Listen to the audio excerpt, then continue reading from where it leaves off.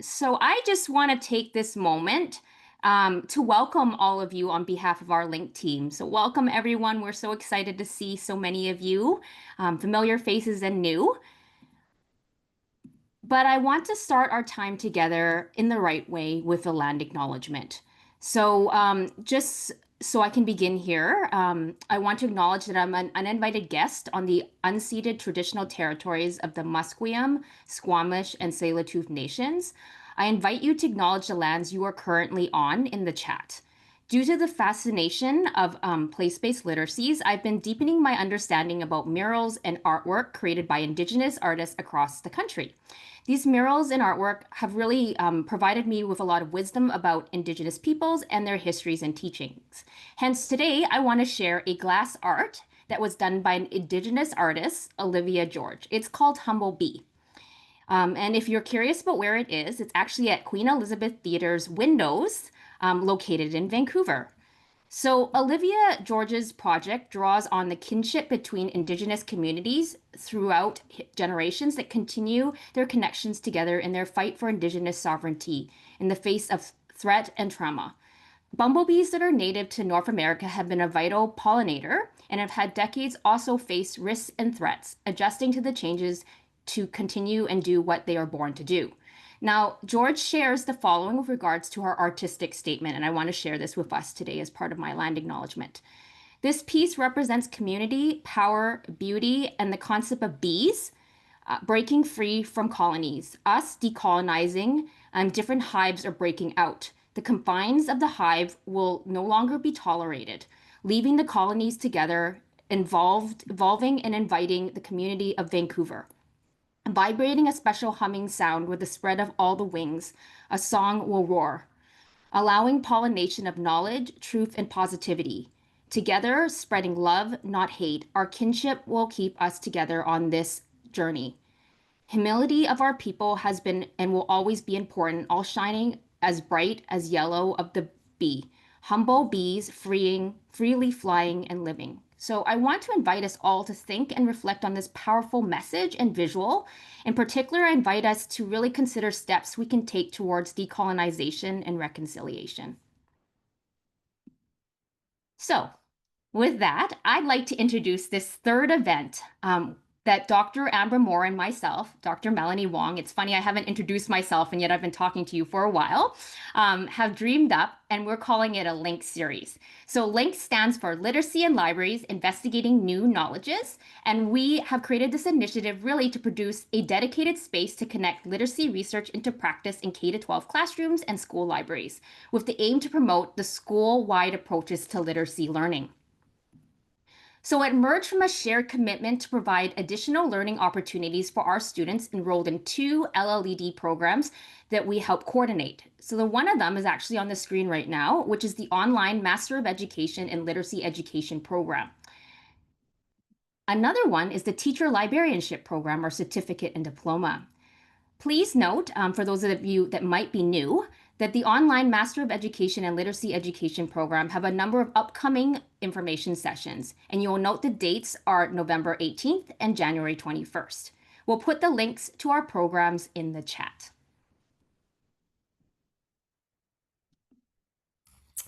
All right, thank you so much, Melanie. So today's event, we are so excited and thrilled to have Dr. Sara Davidson here with us today, an assistant professor at Simon Fraser University.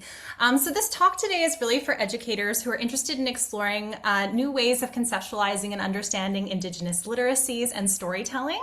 Dr. Davidson has very generously shared, as many of you know, a forthcoming chapter of her work on this subject, and she will further dive into these topics for her talk this evening.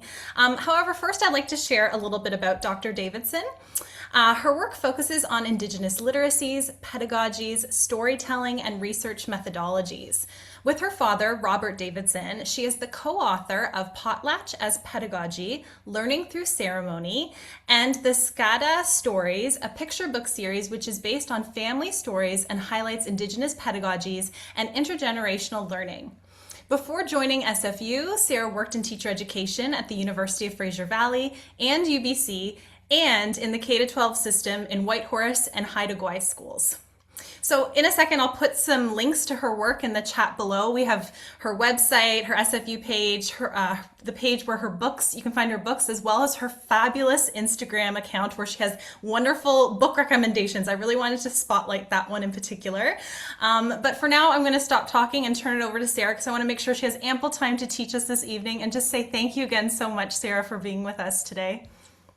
Thank you so much for having me. I am so excited to connect with educators and librarians in a parallel universe. I am a librarian, so I have so much love for librarians, and so exciting. And thank you again for inviting me. Just I was saying earlier that I've been away from my literacy roots for a little while, and so it was just really, really exciting when Megan and Amber reached out to me to possibly connect with you folks, and just really excited to be here and talk to fellow enthusiasts. So I'm here talking about Indigenous literacies and storytelling, and I will proceed.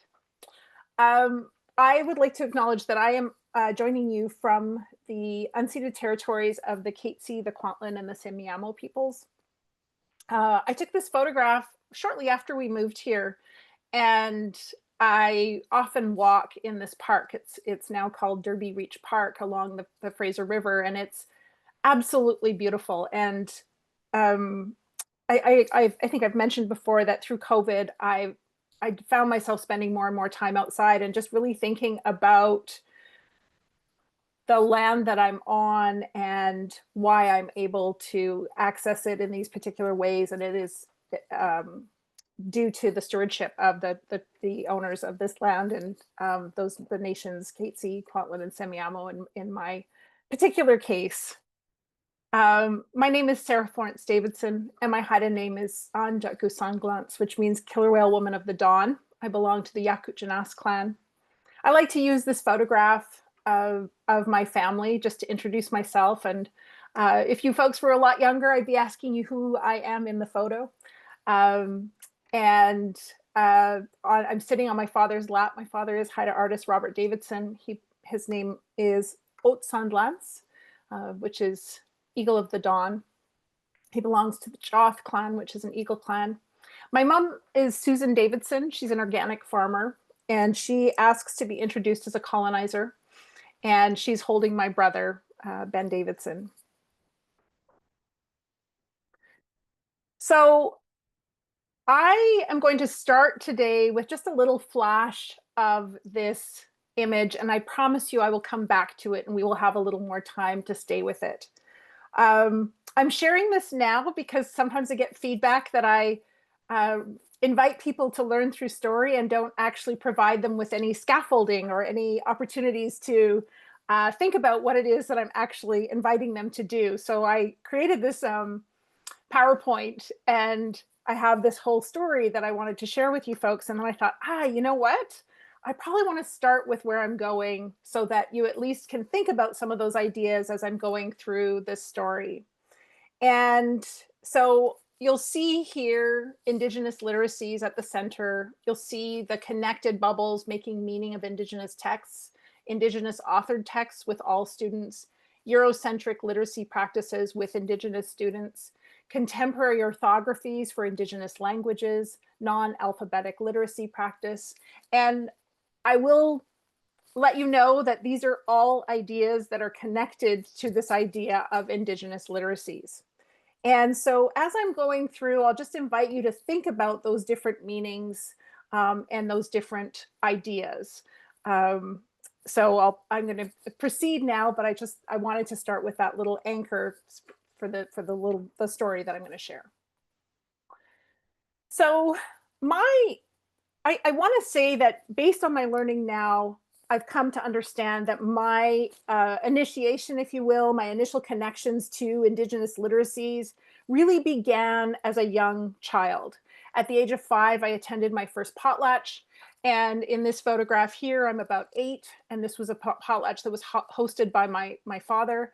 I attended, I sang Haida songs, I danced with the dance group. You'll notice that we're wearing button blankets. On those button blankets, we have crests. And those are based on the identity that I shared with you at the beginning of my presentation. At this time, obviously, I wasn't thinking about literacy, but as I've kind of looked back in my life and try to think about the places where I initially started to learn about Indigenous literacies, this was the starting place. This was this immersion in Haida culture, ceremony, and dance. So this is a fast forward to me at 15, and this is a feast on Haida Gwaii as well. And this is, you can see that I'm serving, but I'm also here at this feast. Again, I performed, I sang, I danced. And I will say that in those early years, in the early times, there was a separation. There was my community, my life as a Haida child, and then there was my experience schooling. And as I kind of moved into high school, so this is me at 15, that division increased. And so here I am immersed within my community, participating at a feast. And when I think about my schooling experiences at that time, I don't remember clear positive examples of indigeneity being represented. And so typical story, English classes filled with white authors and mainly male authors, and social studies where I was, learning about how helpful Indigenous folks were, identifiably Indigenous. And if you're interested in thinking about identifiably Indigenous, there's a fantastic film called Real Injun. And just talking about that there is this sort of singular representation that we see of Indigenous peoples. And so there wasn't anything that I really related to in my high school schooling. And I didn't think much about it at the time. I sort of had this view again that I had these two very separate lives. I had my life when I went up to Haida Gwaii and to the Haida community, which did involve singing and dancing and going out fishing. As Amber mentioned, the Scotta stories. Some of them are those stories of going out and learning to fish from my father and from my grandfather, and being immersed in this completely different and separate world, and not really realizing the impact that separation had on me. And so I made my way through high school and I continued on, and I didn't really, again, think much of it. I didn't really connect a lot with my Haida ancestry outside of, going back to Haida Gwaii. And then I came up to doing my master's, and I did my master's in LLED with Dr. Carl Lego, Dr. Teresa Rogers, and Dr. Bonnie Norton. And so this photograph here is of me at another feast. And again, the separation was still existent, but I would say that it was my worlds were starting to come together a little bit more. Again, I wasn't thinking about my experiences in the hall, which is where we do our dancing and do our singing and drumming. I wasn't thinking of those as any kind of pedagogy, any kind of educational experience. It was just this kind of culture, if you will, cultural part of my life. And I will say that at the end of this experience, because it did provide me with an opportunity to think a little bit more deeply about literacy and think a little bit more about how we were supporting Indigenous students in classrooms. And it wasn't until I sort of had submitted my thesis that I came into contact with this book, Monkey Beach by Eden Robinson. And as I was completing my thesis, this was an opportunity. I was really thinking more deeply about literacy. I was thinking more, about representation. How are we better supporting Indigenous students? And I will say that up until that point, I had been really, really, really in love with literacy. I did a diploma in literacy education before I began doing the master's, but I was so passionate about stories. I was really excited. I felt like that was my way to connect with students. And I have a very, very fond memory of walking to the beach on the last day of school with these grade 7 boys. And we happened to have both read The Ringer by Jerry Spinelli, and we were talking really deeply about it. And I loved that. I loved that I have nothing in common with these young men, and yet we were able to kind of have this really deep conversation. I didn't think all that much about how relatable those stories were for young folks growing up on Haida Gwaii. And so, yes, there were these kind of common, if you will, universal messages, but there wasn't a whole lot that was relatable. And so when I read Monkey Beach, it was super relatable. It was, it takes place in Kitimat, which is very, same coastline as Haida Gwaii. And all of a sudden it was connected to the ocean. And here was this indigenous community. And it really transformed my thinking and really forced me to look back on the impact of my high school, specifically on my own sense of myself and what is valued, and whether Indigenous stories are valuable, important, and by extension, were my experiences important, valuable? And I kind of came to the conclusion, I did come to the conclusion that I believed that at that point, if we brought Indigenous stories, Indigenous voices into the classroom, if Monkey Beach had been held up as good literature as opposed to good Indigenous literature, this is an example of good literature that happens to have been written by an Indigenous woman, I felt like I might feel differently. And I also had that experience very late of feeling like I was seen, or that there was something that resonated for me in these stories. And that's when I really started to think more deeply about the stories that I was bringing into my classroom. At this point, it was still very text-based, and just thinking about, what are those stories? How can I bring in these experiences and into my classroom, and perhaps share these stories that are a little more relatable with my students.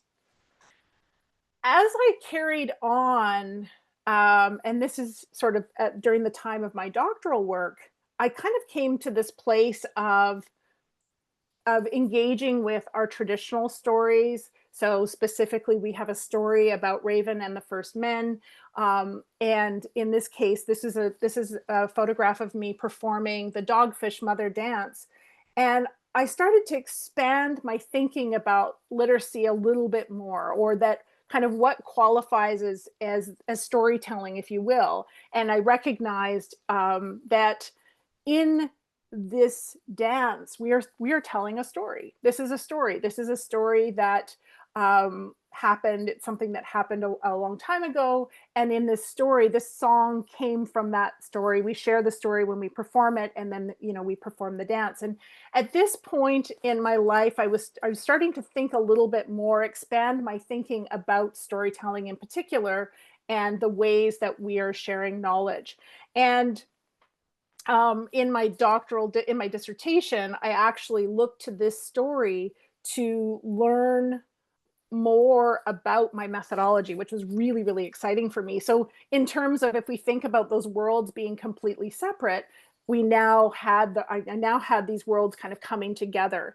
And where at once it was sort of like, oh, I'm the really privileging Eurocentric perspectives and approaches to knowledge and learning, and kind of bringing in as additively Indigenous perspectives and Indigenous contributions, I felt that I was starting to shift, and I was starting to really see the importance of Indigenous contributions, Indigenous storytelling, Indigenous stories, and our dances, and the ways that I could begin there and be informed by these other views. And in my dissertation, I wrote about synergy and the ways in which everything was strengthened as a result of really deeply engaging with these different perspectives.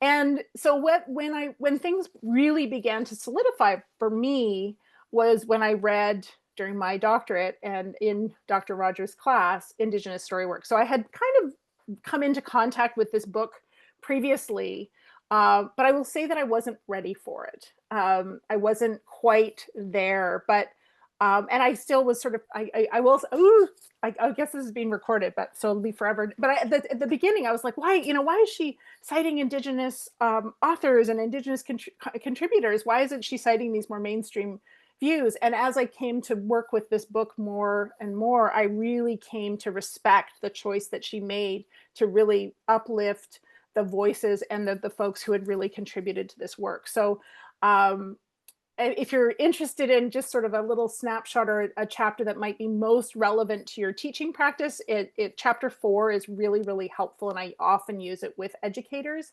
But for me, this was a shift in terms of how we think about working with stories and making meaning from stories. And this was a focus now on the idea of making meaning. And so this was a shift from kind of when we think about English language arts, we think about comprehension and we think about who's the main character and what's the conflict, and this very Eurocentric perspective on how we understand stories. And Kwam Kwam Piam's work invited me to think about who am I and how am I relating to this story and how am I connecting with this story and what am I understanding from this story in this particular moment? What might I understand at a later time? And I really appreciated that she invited me to come back to the stories, that it wasn't sort of a one and done. I worked with high school students and they'd be like, yep, no, we've done that. We're not going to go back. And so this idea that we can come back to these stories, that the meaning will change. So she says, since stories can be heard again and again, the meanings that one makes or doesn't make from them can happen at any time. And what I learned, there were two things going on. If we think about this whole sort of journey to kind of coming to the understanding I have today about Indigenous literacies, this is not just about traditional Indigenous stories. This can also apply to the stories that we live.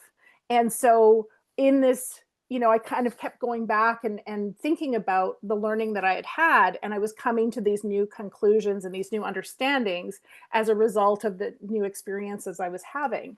And I really appreciated the way that she invited me to work with stories differently and to think about teaching through story. And so that was the next kind of shift in my teaching, in my practice, was to think about how can these stories, and again, these were predominantly print-based stories, but also I worked with songs.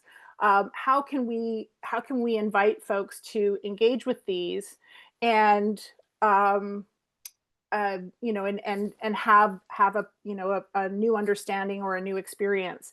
And so kind of fast forwarding a little bit, I then worked with my father because I was really thinking about how can we teach through story. And so initially we had done potlatches pedagogy together, but I also really wanted to have an opportunity to invite educators to think about these different kinds of pedagogical experiences. And so we collaborated on the 4 Scottish stories. And so that was really exciting for me to think about how can we invite educators, how can we invite students into these, learning from these stories and being immersed in these stories. And so I share this image here because it expanded and kind of all the worlds came together with this, because this is a screen capture of me sharing the story fishing at the Yaccoon River. And so this is Haida students who are overlooking the inlet where jigging for halibut with Chinny, which is the first of the Scottish stories. They're looking out onto that same land that these stories are set in. And we were reading fishing, oh my gosh, Returning to the Yaccoon River. And in that book, there is a moment where I mentioned the songs that my father sings. And so I grew up, and when we went to the Yaccoon River, my father and my uncle and my grandfather would play the drum and they would sing songs. And one of the students raised their hand and they said, what songs were they singing? And I mentioned one of the songs, and the student didn't know which song I was talking about. So I started singing it. I thought, I'll just sing the song. And they were so excited, they got up and danced. And for me, in terms of thinking about when we make meaning from text and bringing it into the dance and the song, it really brought all of these ideas together for me. And so that again solidified for me the ways that we make meaning from these texts, from these songs, from these dances. And this is a Kaufla mask that my brother carved.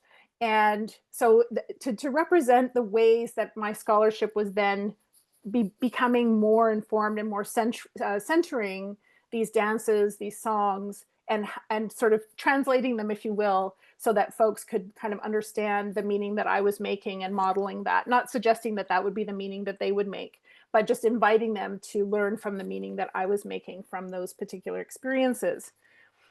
So it didn't necessarily solidify, though, for me until like to kind of just all organize. I'm a person who likes to think in frameworks and think in structures and create diagrams to kind of understand what it is that I'm thinking, until I came across this chapter by Jan Hare called Land, Language, and Learning, Living in Good Relations. And what I appreciated was how it so clearly brought together so many of the threads of what I had been living, what I had been experiencing, and what I had been grappling with and trying to make sense of. And she, at the very end of her chapter, has this beautiful gem that says Indigenous literacies are holistic, relational, experiential, and intuitive. They encompass a broad range of meaning-making practices, including Indigenous languages, orality, symbolic representations, land-based practices, and ceremony. And for me, that was just a moment that really brought everything together and invited me to go back to the beginning and to think about those early experiences through the lens of Indigenous literacies, and thinking about how did I learn about those Indigenous literacies outside of the classroom. And as I was thinking about this presentation today, I thought, like, what it was not, I don't want to say so what, but like, why does this matter? And I think of, I guess I hope that I've conveyed through that the impact that it had on me and my life, having these experiences be excluded from my classroom, excluded from my, mainstream learning, having that divide, believing that these were not valuable experiences, and now having them come to be really central in how I understand the world and how I understand literacy. And for me, it was just even now to read this piece by Jan was just like it was so validating in so many ways to be able to say, oh, this is what was happening. This is what was going on for me over this very long period of time. And to kind of come to see more value in those early lived experiences, and then to think about how do we create space in the learning opportunities we're providing for students today to bring those experiences in. Not necessarily that if we think about for non-Indigenous folks, it's not that we need to be leading these particular experiences, but we want to be thinking about how is it that we're creating space for students to bring those experiences into the classroom to share on their own behalf and to have them valued. And so that brings us back to this diagram where I will say I was excited to write the chapter when I was invited to do it. It's an encyclopedia entry on Indigenous literacies. And I was like, oh, this is a chance. This is a chance to come back and look at this and try to think about how do I even begin to explain this field to folks, and how do I make sense of it? How do I try to organize it a little bit so that we're not using a single term interchangeably without necessarily providing context for what it is we're talking about. And so I'll start maybe on the left with these non-alphabetic literacy practices. And that really, Dr. Marie Batiste does a beautiful job of describing those. And it's really, really interesting. I highly recommend her work. And that is when we're thinking about, it was sort of how we classified pre-contact literacies, and it was kind of a little bit of an opening. And for Jan, when she wrote in her chapter, she just talks about how that had an impact. And then there's this idea, which was the previous author who wrote the entry, contemporary orthographies for Indigenous languages. And again, very, very important to be thinking about how are we communicating. In my own community, we have different language variations, and there's some struggle about how do we think about these, how do we think about how to write these down, because we are, now working in print and not just oral. And so then there's this group that thinks about Eurocentric literacy practices with Indigenous students. And that's where I do see that one a lot in the Canadian context. So we're thinking about how do we support Indigenous students to engage with English or French texts, print-based texts, and how do we bring them into this particular view of literacy, which is quite narrow and can be very destructive if we're not thinking about all the other literacies. And lastly, I will say that the Indigenous authored text with all students is being framed by Dr. Debbie Reese as critical Indigenous literacy. And I did end the chapter saying, yes, we do need to be thinking about this. We do need to be thinking about this. We need to be thinking about bringing Indigenous voices into our classrooms. Very, very carefully. I'll chat maybe a little bit more to that afterwards. But so I do think this is important. But when I think about Indigenous literacies specifically, not critical Indigenous literacy, which I actually would say is critical literacy with Indigenous texts. When I think about Indigenous literacies, I'm thinking about making meaning of Indigenous texts. And I will tell you, that is a very simple sentence, but I was really struggling when I was writing the chapter to be thinking about how do I actually articulate this? And it was the shift to understand that the singing, the songs, the dances, the pictographs, the notch sticks, the cane baskets, the story knife etches are all texts. And so the making meaning process is how, and Paulson and Antone did a beautiful job of describing this. And then we didn't hear much. It was just sort of this idea that I really, really loved and I was really excited about. It was really hard to find anything on it. And so I am immensely grateful to Dr. Hare for bringing it back up into the way we think about Indigenous literacies. And for me, in terms of where I'm going next, in terms of thinking about and exploring Indigenous literacies, I started in 2020 working with my father, learning how to carve. And so this is a carving that I did a couple years ago. And it's been really, really exciting for me to explore this idea.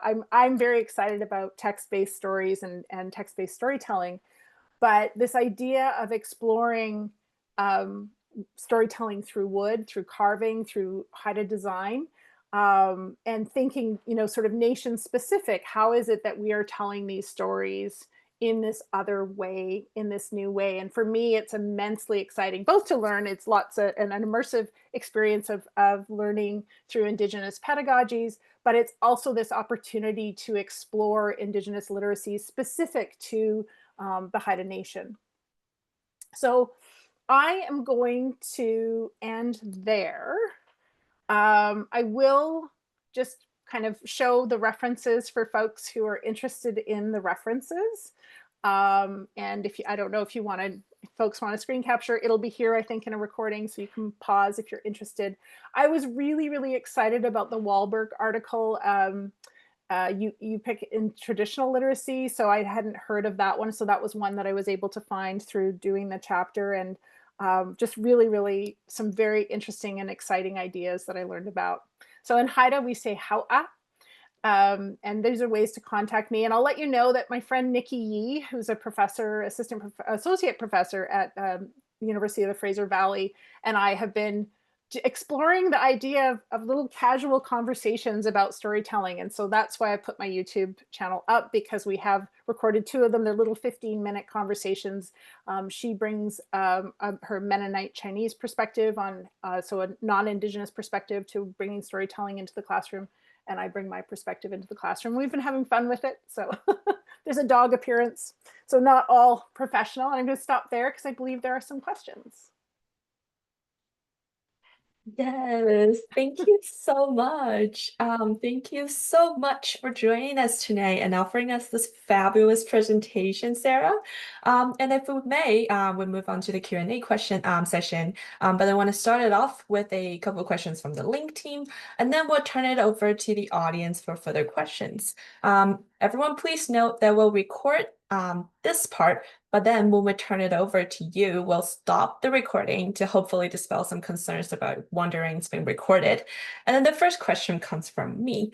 I know that Sarah left a book on critical Indigenous literacy versus critical literacy in Indigenous context. So kind of pertaining to this thread, with a quote from Sarah's chapter: "One must adopt a critical lens when teaching with Indigenous texts to ensure that the stories brought into classrooms are accurate and respectful." And then I wonder, could you elaborate on how it might look like in practice for non-Indigenous educators like me and maybe many of the peers here? Absolutely. So this is a question that I'm asked a lot, just in terms of how do we choose the resources that we bring into our classroom? How do we think about whether they are the best possible example? I will say that right now with Indigenous arts, Indigenous storytelling, there is that we're in a time right now where we have to kind of navigate through some real complexities about the authenticity of texts. And so I wrote a little BC teacher, what is it? I can't remember the name of the teacher magazine for BCTF, just about reviewing resources. So I'm happy to share that afterwards. But it just it has 7 questions, and thinking about who developed the resource. And definitely when we're doing this work, we want to be amplifying and uplifting Indigenous voices. And we're also thinking, so initially we want to think Indigenous, we may want to think local. So thinking about, are there Indigenous folks who are from the local communities that we want to bring into our classroom to bring that local perspective. And we also want to be thinking about the diversity that we are representing. And so that can be about nations, it can be about gender, different identities. If we think about LGBTQ 2 plus,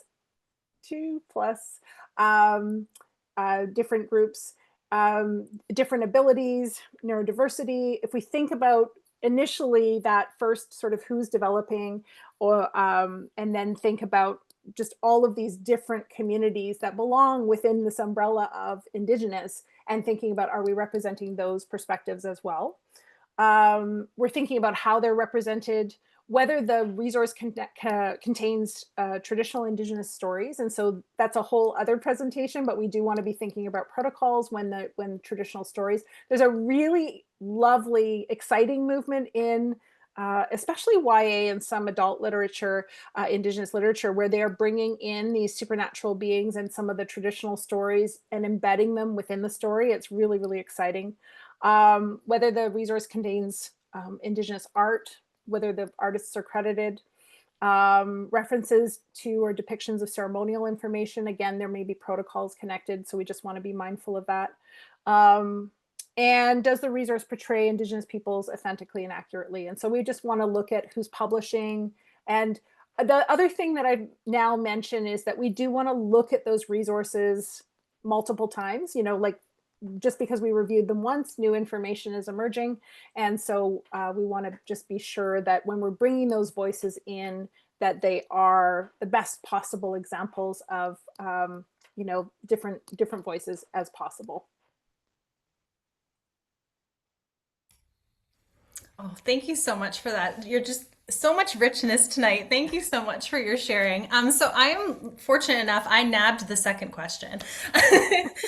So this one's from me. And so I loved reading your chapter, and there was a moment that really struck me where I felt kind of like tonight, I feel awash in story, which is such a beautiful feeling. But when I was reading your chapter, I felt really awash in learning, especially where you list so many examples of Indigenous texts. And I know you revisited that in your talk a bit. So just to quote you, you say, and I know you listed a few of these before, but the examples you offer are traditional dances, music, ceremonies, sand paintings, pictographs, petroglyphs, wampum belts, notched sticks, symbols, can baskets, birch bark, scrolls, story knife etches, symbolic parka, and kamiskak or winter fur boots, patterns, sand paintings, carved and painted cedar poles, and regalia. Like, just such a rich collection. And I'll first just echo you by continuing to quote you in the chapter where you go on to say, though not all nations engage in all these practices. So that's important, of course, to mention. And so this list really got me thinking, especially in combination with, as I mentioned before, you have a beautiful Instagram profile where you recommend all these wonderful books. It's like a gorgeous library that you have there. It sparked me to wonder if there's any Indigenous texts that you've encountered or engaged with recently that really struck you in a certain way. Maybe something that especially brought you some joy recently that you want to share with us? Absolutely. So I will say that Amber sent them to me in advance, so I actually have the books to show you. Um, and I'm going to start with the one that I absolutely loved. This is I Won't Feel This Way Forever by Kim Spencer, who's this story takes place in Prince Rupert. It's the second in the series, if you will. I'm hoping she writes more.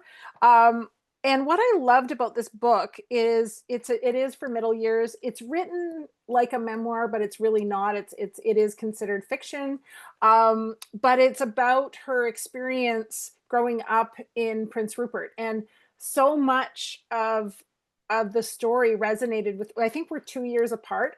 So everything I was able to relate to so much, and I don't know that I've ever had the experience of reading a book and really feeling like I can relate, other than obviously the books I've written where it's like, yes, I totally relate. But with this one, it was so exciting for me to have that experience. And so they're beautiful little short chapters, little moments. And this one, in the second one, she travels with her grandmother down to Vancouver. So it's kind of neat to visit Vancouver if you I know there are some people who are away, but from here, but it is kind of fun to know some of the spots that she's referencing. And then this is a picture book by Michaela Goad, who's a Caldecott medalist, and I believe she's Tlingit.